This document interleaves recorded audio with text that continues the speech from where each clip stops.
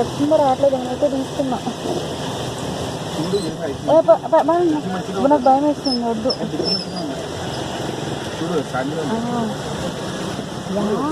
చూసిన ఏంటి ఇంత గనమా.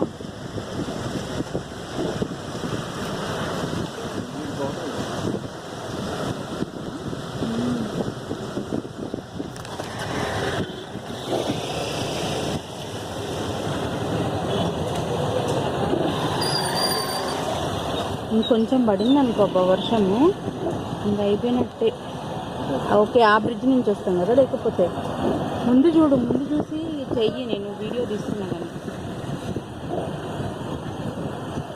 ఈ జనాల వల్లనే ఈ గోలంతా అయింది, అర్థమైందా? ముందు చూడు.